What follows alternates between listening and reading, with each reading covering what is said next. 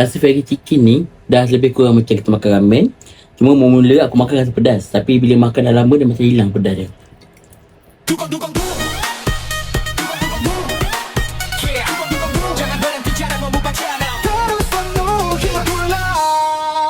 Assalamualaikum. Hi guys, welcome back to Muan Mukbang Channel. Dugu-dugu-dung. So hari ni aku nak makan apa? Hari ni aku nak makan Indomie Special Collection, iaitu Fairy Chicken. Ni dia Fairy Chicken. Korang boleh tengok yang aku dah masak ni lebih kurang macam ramen.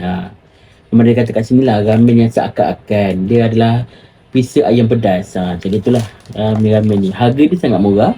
Harganya RM3.90 dekat beg kuning. So kau boleh tengok dekat TikTok aku untuk try beli Special Collection Indomie, iaitu Fairy Chicken ni. So tanpa nak buang masa lagi, jom kita try makan yang aku dah masak ni. So bismillah.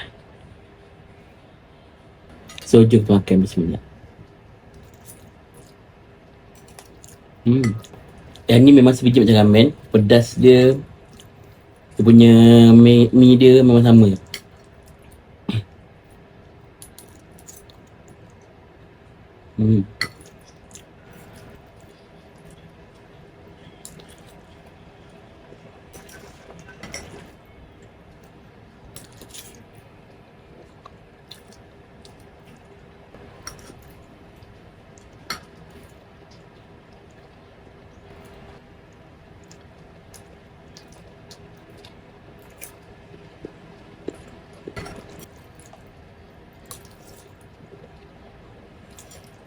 So aku nak iklan kejap.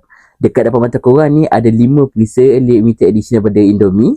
Ada macam-macam perisa. Kita ada Keros, lepas tu kita ada Spicy Ramyeon, kita ada Fairy Chicken, lepas tu kita ada Tori Kara, dan last kita ada Tori Miso.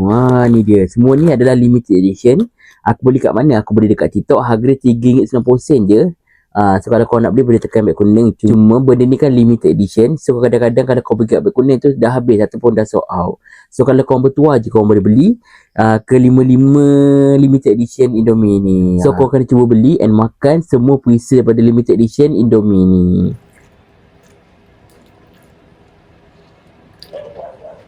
Rasa Fairy Chicken ni dah lebih kurang macam kita makan ramen. Cuma mula-mula aku makan rasa pedas, tapi bila makan dah lama dia macam hilang pedas dia.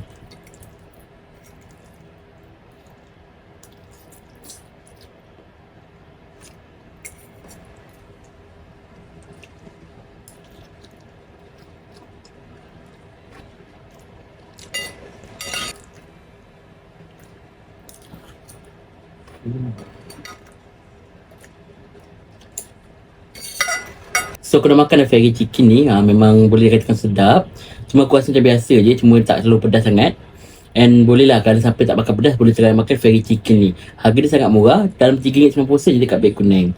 So kalau korang nak beli boleh tekan beg kuning aku nanti. Kuasa setakat je konten aku pada hari ni. Jangan lupa untuk korang like video aku, subscribe video aku and share video aku ni kepada orang lain. Kalau boleh bela YouTube aku ni sampai mana? Sampai menuju bulan.